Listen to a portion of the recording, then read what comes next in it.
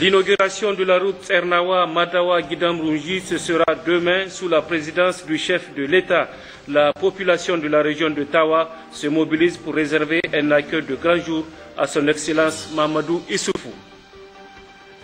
Signature d'un important accord de coopération dans le domaine de la santé entre la Havane et Niamey, c'était à l'occasion de la récente visite du chef de l'État à Cuba.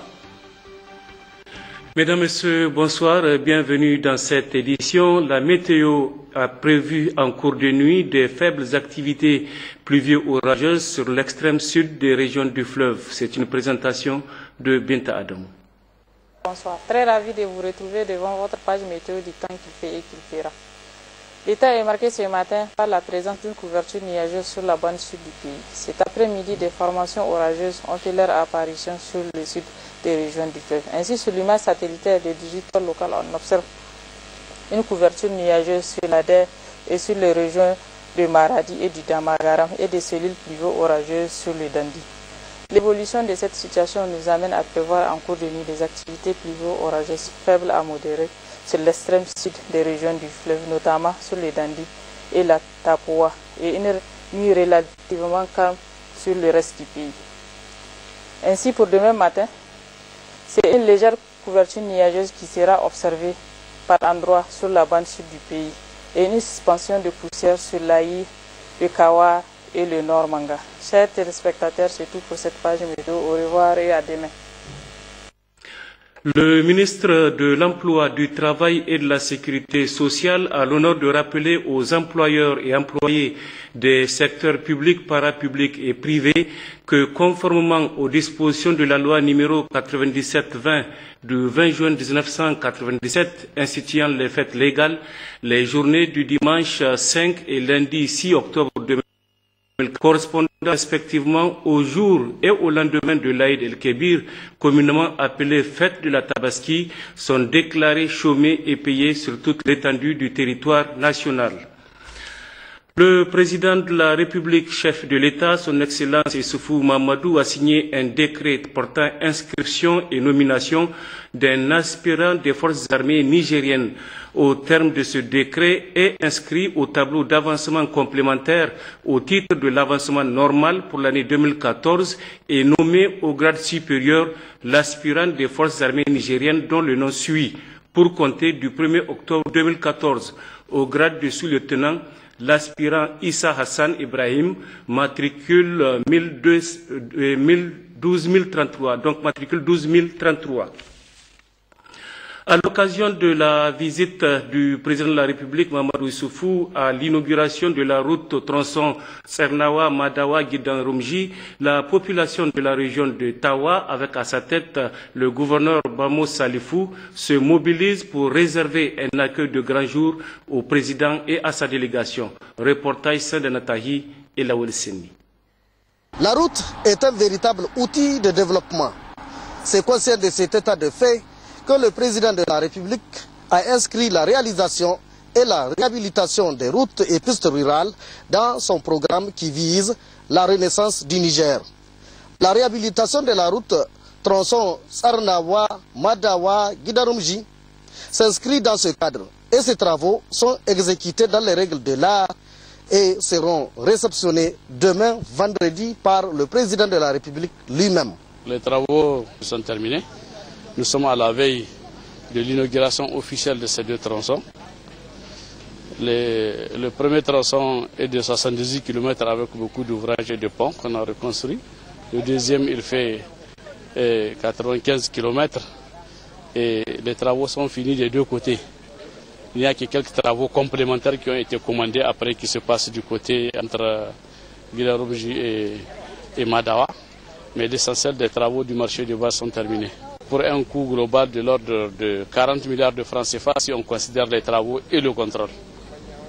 Donc on peut dire que le calvaire des populations à Dogarawa ou à Rwanzahi, c'est fini. Donc il y a eu des travaux d'assainissement à la traversée de toutes les agglomérations, comme vous l'avez constaté à la traversée de Madawa. C'est la même chose à la traversée de Dogarawa et tous les villages qui ont été traversés. Donc la route a été renforcée, nous en avons en tout cas pour une durée de vie encore d'une quinzaine d'années. Pour la qualité des travaux de cette route, son importance économique et sa fonction dans l'intégration sous-régionale, les usagers et les populations en rase campagne s'en félicitent pour s'en réjouir. Avant, on fait jusqu'à 8 heures de temps, 9 heures de temps, avant d'arriver à Guidanrunzi. Maintenant, avec 3 heures de temps, 3h30, on est déjà arrivé. Le président qui a fait ça, on le remercie beaucoup même.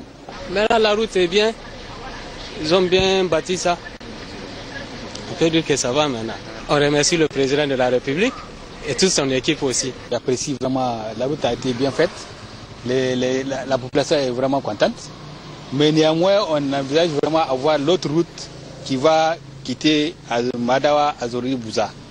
C'est ça le grand calvaire. Et nous souhaitons à l'arrivée du président qu'il vraiment prenne ça en compte. On est très content. On est ravis de cette voie. Le transport encore est diminué, moins cher. J'ai voyagé avant, c'était vraiment un vrai calvaire. Mais maintenant que la route a été reprise, nous voyageons vraiment confortablement, sans difficulté. On gagne aussi du temps. Bref, c'est un engouement très grand que la population entend traduire par un accueil gigantesque et inégalé.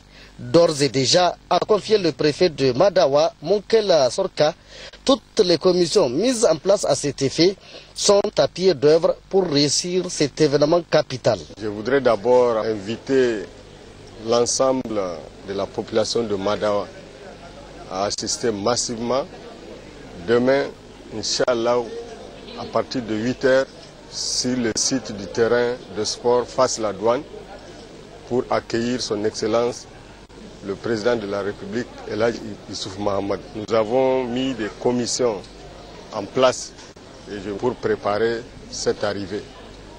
Et nous sommes en tout cas prêts aujourd'hui, fin prêts pour accueillir la délégation présidentielle demain, Inch'Allah. Ainsi, les travaux d'aménagement des sites devant recevoir la visite du président de la République sont en cours. C'est le cas du site de la cérémonie et le CES Gobir Toudou, établissement fréquenté par le président de la République et qui sera baptisé demain à son nom. Ce CES a lui aussi bénéficié des multiples appuis du président de la République Mahamadou Issoufou et des premières dames à la grande satisfaction des élèves et enseignants. Le rêve est devenu une réalité. D'ailleurs, les mots nous manquent pour remercier ce travail colossal qui a été abattu pour l'avenir de toute une génération, de tout un département. On ne peut que féliciter le président de la République, son Excellence Elhadji Mahamadou Issoufou.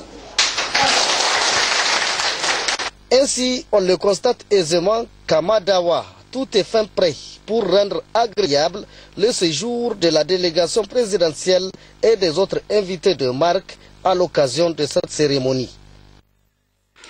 Le président de la République, chef de l'État, Issoufou Mahamadou, a, comme vous le savez, regagné Niamey hier soir au terme d'une mission au siège des Nations Unies à New York et d'une visite officielle à Cuba. À La Havane, le président Issoufou a eu un long entretien avec son homologue cubain, Raúl Castro, qu'il a reçu au Palais de la Révolution mardi dernier. Et voici les images de cette cérémonie.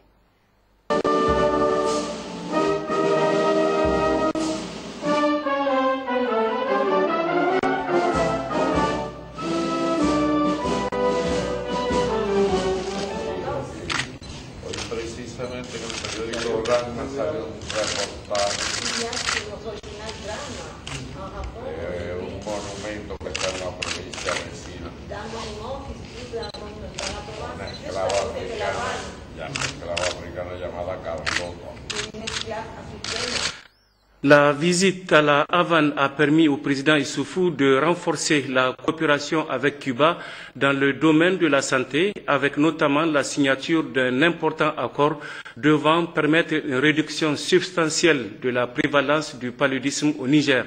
Avant de quitter la capitale cubaine, le chef de l'État a commenté les résultats satisfaisants de cette visite.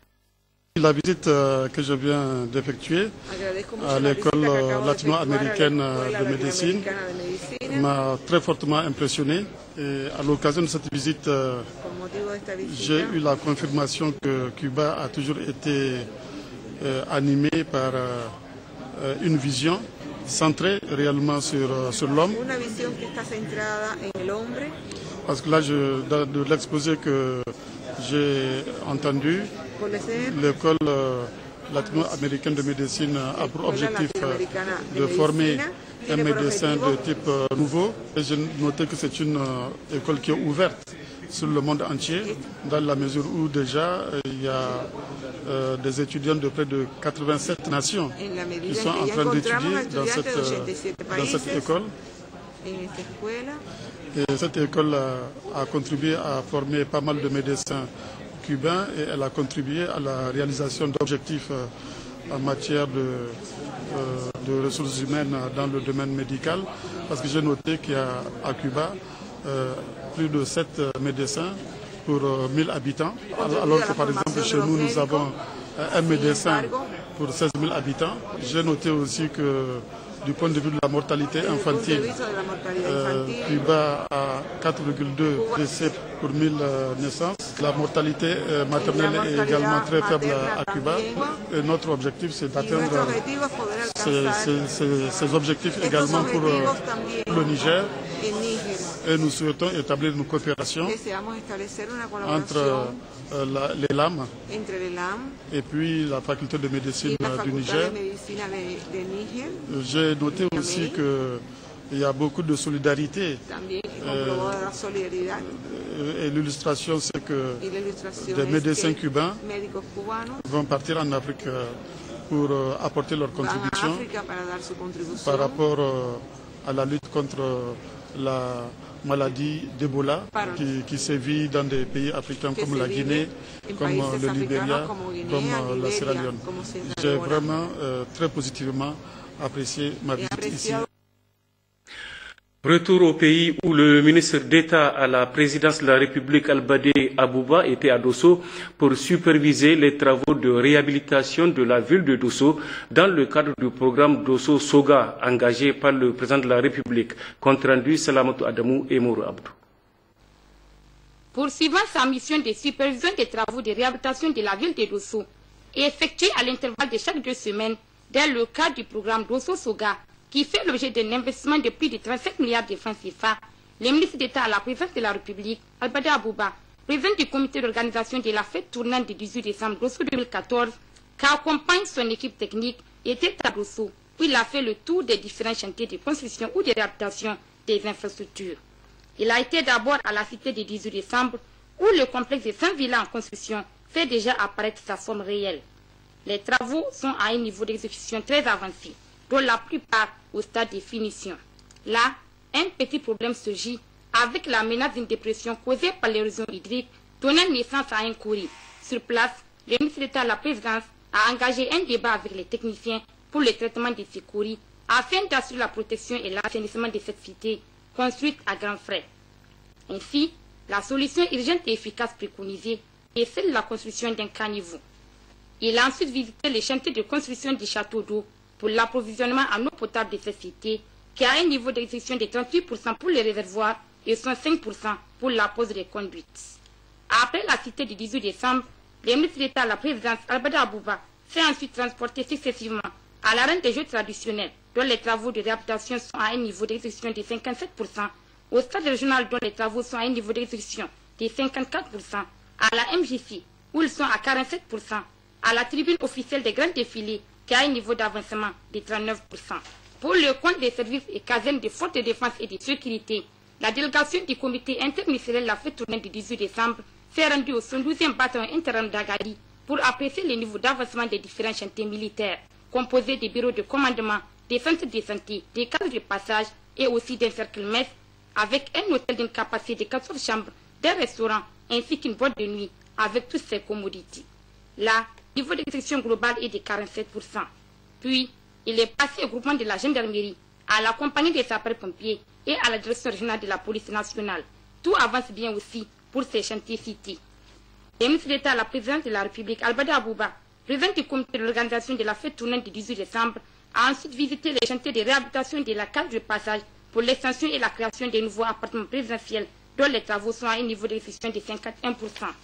Il est aussi passé à la station régionale de l'ORTN de Dosso, où la case de passage et les centres des médias en construction sont au stade de finition. Il s'est aussi arrêté pour apprécier le niveau d'avancement des travaux pour les ouvrages d'évacuation des eaux. Après ces visites, l'on peut déjà dire que le défi du programme Dosso Soga est relevé. Tous les travaux sont à mesure d'être finalisés dans les délais escomptés. Rentrée scolaire 2014-2015, cette année, c'est la ville de Bilma, capitale du Kawa, région d'Agadez, qui a été retenue pour abriter la cérémonie placée sous la présidence de la ministre de l'enseignement primaire, de l'alphabétisation et de la promotion des langues nationales et de l'éducation civique, Madame Ali Mariam Elhaj Ibrahim, en présence de la ministre déléguée à l'aménagement du territoire et du développement communautaire, ainsi qu'une forte délégation de partenaires techniques et financiers. Récit de nos reporters Hachim Mohamed, Ibrahim Mariko et Nassir Nakakale. Successivement, les directeurs de l'école, les maires, les préfets des départements ont salué à l'unanimité le choix porté sur cette légendaire ville de Bilma pour abriter le lancement national de la rentrée scolaire 2014-2015 et réaffirmer la reconnaissance de la population au président de la République Issoufou Mahamadou et à son gouvernement. Suivra ensuite l'intervention du gouverneur de la région d'Agadez, qui a rappelé les engagements pris par le président de la République lors de son investiture de rendre l'école gratuite et obligatoire jusqu'à 16 ans. Engagement traduit en acte aujourd'hui, dira le colonel-major Garba Mikido, avec la mise en chantier du programme sectoriel de l'éducation et de la formation pour la décennie 2014-2024. Le chef de file des partenaires techniques et financiers a félicité de son côté la vision commune que les responsables de l'éducation ont aussi développée et salué les avancées significatives enregistrées ces dernières années dans toutes les dimensions, avant de réitérer que l'éducation constitue une priorité majeure pour le Niger et qu'elle doit figurer comme telle dans les engagements et le financement de l'État nigérien et de la communauté internationale. Le chef de file des partenaires techniques et financiers de l'éducation a réaffirmé solennellement en ce jour l'engagement de tous les partenaires techniques et financiers à accompagner le Niger pour le développement de l'éducation en zone nomade et l'atteinte des objectifs de l'éducation au Niger. À ce jour du 1er octobre, du lancement officiel de la rentrée scolaire, Madame la ministre en charge de l'enseignement primaire, de l'alphabétisation et de la promotion des langues nationales, a adressé d'abord aux populations de Bilma les cordiales salutations du président de la République, chef de l'État Issoufou Mahamadou, et du Premier ministre, chef du gouvernement Birger Rafeni, qui l'ont mandaté avec cette importante délégation. Nous avons choisi de faire la rentrée à Bilma pour dire à tous les élèves et à tous les parents et tous les enseignants de Bilma, bien que vous soyez loin de la capitale, le président de la République et le gouvernement ne vous ont pas oublié. Vous êtes proches de nous. Vous êtes au centre du Niger et au centre des préoccupations du gouvernement. Nous sommes venus vous dire que l'école de la Renaissance est une école pour tous les enfants, quel que soit leur lieu d'habitation ou quelle que soit leur origine sociale. Tous les élèves nigériens, de Terra comme de Ngourti, d'Ayerou et du Jado, ont les mêmes droits, particulièrement le droit à l'éducation, une éducation gratuite obligatoire de qualité. Car, comme vous le savez, le gouvernement a pris toutes les dispositions parce que le ministère de l'Éducation a acquis d'importantes quantités de fournitures pour un coût global de 6 487 500 000 et le gouvernement a aussi recruté 4 500 nouveaux contractuels. Il en a intégré 4 230 à la fonction publique. L'école de la Renaissance est la cheville ouvrière du programme de la Renaissance du Niger. Ce programme pour qui les enfants de Bilma ont dédié un poème au cours de cette même cérémonie. Aussi pour témoigner son soutien à l'école, en vue de familiariser les élèves de Bilma avec les outils informatiques, la Fondation Gouri Vimayer de la première dame Issoufou Aïssata a fait un don de 10 ordinateurs, un geste de la première dame remis aux autorités au cours de cette cérémonie par la représentante locale de la Fondation Gouri Vimayer. Le ministre de l'enseignement primaire a, au cours de cette cérémonie, remercié la Fondation de la première dame pour cet appui qui dénote son intérêt pour la promotion de l'éducation au Niger. Notons que cette cérémonie a pris fin par la remise de plusieurs témoignages de satisfaction, respectivement à la ministre Ali Mariama El Hadji Ibrahim pour son sacrifice et son dévouement en choisissant Bilma pour ses lancements, pour le gouverneur de la région d'Agadez, le colonel-major Garba Mikiro, pour les énormes efforts déployés pour le développement du Kawar, et à la fondation Gourivi Meilleur pour l'équipement des écoles de Birma en matériel informatique.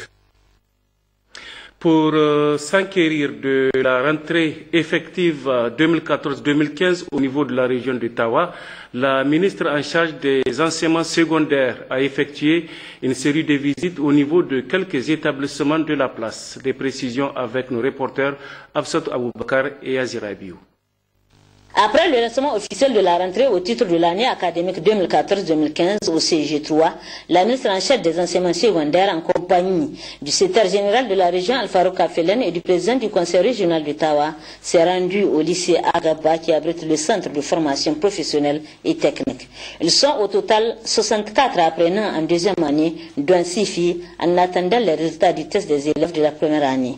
Pour l'heure, selon le directeur régional de l'enseignement professionnel et technique, Habib Ibrahim, 5 filières sont enseignées. La construction métallique, la menuiserie bois, bâtiment, agriculture et élevage et mécanique auto. À ce niveau, chaque élève s'est retrouvé avec 8 cahiers, dont 3 de format A4. Nous sommes là pour vous encadrer, pour former des hommes de demain. Et s'il y a cette concertation, je suis sûr qu'on aura à faire beaucoup de choses. Vous êtes nos enfants, il n'y a pas de barrière. La ministre Betty s'est également rendue au lycée Agaba, qui a déjà fait sa rentrée depuis le 15 septembre dernier. Quelques doléances ont été exprimées par le proviseur, doléances liées à l'insuffisance du personnel enseignant et au manque de chaises de la salle des profs. Sur place, la ministre a donné des instructions fermes pour mettre à la disposition de ce lycée des enseignants dont il a besoin et des chaises pour la salle des profs. À l'école primaire Toudan Adam, les cours ont déjà commencé et chaque élève a reçu son kit. Les dernières précipitations enregistrées ont emporté les toits de quelques classes qui sont en train d'être réhabilitées. L'université d'Ottawa a constitué la 5e étape de cette série de visites. Les étudiants en deuxième session ont reçu les encouragements et les souhaits de bonne chance de la ministre. Là, elle a effectué quelques visites. Dernière étape de cette série de visites, le centre de formation professionnelle et technique en construction, ce financement de la coopération luxembourgeoise. Les travaux confiés à l'entreprise DKO avancent normalement à la grande satisfaction de la ministre. À Maradi également, en marge du lancement officiel de la rentrée scolaire 2014-2015, le ministre de l'enseignement professionnel et technique a effectué des visites au niveau des lycées et universités qu'abrite la capitale économique. Récit Adin Al-Galas et Maman Oumar.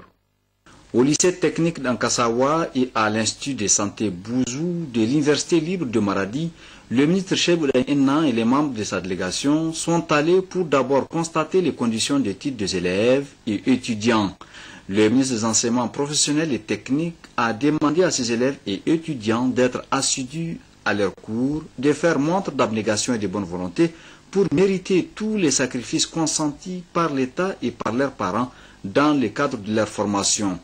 En outre, il leur a demandé de mettre tous les sérieux qu'il faut dans leurs études, parce que, leur a-t-il précisé, le bonheur est au bout de l'effort, et le Niger ne peut compter que sur des hommes bien formés. Aux enseignants et encadreurs du lycée technique et du centre de formation professionnelle, le ministre Cheboulaye Inna leur a demandé de s'armer de courage avant de les féliciter pour tous les efforts déployés dans le cadre de leur travail. Toujours au lycée Ankassawa, le ministre Cheboulaye Inna a visité les dortoirs des élèves pour constater de visu les importantes rénovations effectuées au niveau des bâtiments à coût de plusieurs millions de francs CFA sur le budget national.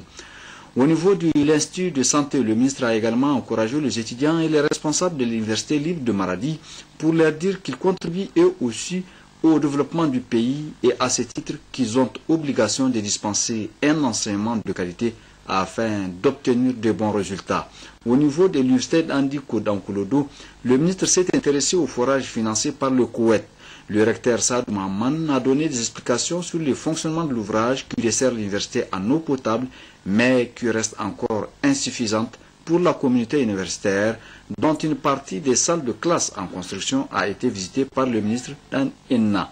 À ce niveau également, la délégation ministérielle a pu voir les niveaux des travaux qui avancent normalement. Pour finir, il faut rappeler que le ministre des Enseignements professionnels et techniques a procédé au lancement officiel de la rentrée scolaire pour les élèves des tout premiers collèges d'enseignement technique de Maradi. Le gouverneur de la région de Tillabéri a procédé hier au lancement officiel de la rentrée scolaire 2014-2015 à Dolbel précisément. C'était en présence du ministre de l'Hydraulique et de l'Assainissement, Wassalke Boukari. Tout de suite, le compte rendu de nos reporters Borika Albadia et Jibonou. Ce jour 30 septembre 2014 restera à jamais gravé dans la mémoire des habitants de Dolbel en général et des élèves et enseignants en particulier. En effet, le ministre de l'Hydraulique et de l'Assainissement, Wassalke Boukari, et la population de Dolbel ont réservé un accueil chaleureux dans l'après-midi du mardi 30 septembre 2014 à leur délégation conduite par le gouverneur de la région de Tillabéri, Diaby Asmiyou, dans le but de procéder au lancement officiel de la rentrée scolaire 2014-2015. Ainsi, le 1er octobre 2014, c'est sous une pluie diluvienne que Diaby Asmiyou et ses autres se sont rendus à l'école primaire Jean-Marie Ducrot, où l'attendait une foule nombreuse. Créée en 1957, cette école compte 335 élèves encadrés par 12 enseignants. Plusieurs allocutions ont marqué la cérémonie. Ce n'est un secret pour personne. Aujourd'hui, l'école est un facteur réel de développement. Sans l'école, rien ne pourra marcher. Toutes les actions de développement que nous allons engager ne sauront réussir sans l'éducation des enfants. L'inspection de l'enseignement primaire de Bankilare, qui était créée par arrêté 012 MEN SG DGEB du 29 août 2008, est implantée dans le chef-lieu du département de Bankilare. Elle couvre les communes rurales de Bankilare, département de Bankilare, et du Gorol, département de Terra. À sa création, elle comptait 96 écoles. Aujourd'hui, 216, réparties dans 4 secteurs pédagogiques. Le ministre Wassalke Boukari, ancien élève de cette école, a exhorté les élèves à plus de discipline pour assurer leur avenir. Il a par ailleurs offert un don de 500 000 francs CFA en appui aux cantines scolaires. Le gouverneur de la région de Tillabéri a ensuite visité le complexe d'enseignement secondaire CES où les élèves sont déjà en classe. Les fournitures ont été distribuées à tous les élèves de la 6e à la terminale. 416 élèves sont encadrés par 14 professeurs. Il leur a aussi prodigué des sages conseils afin de faire une bonne année scolaire et avoir de bons résultats.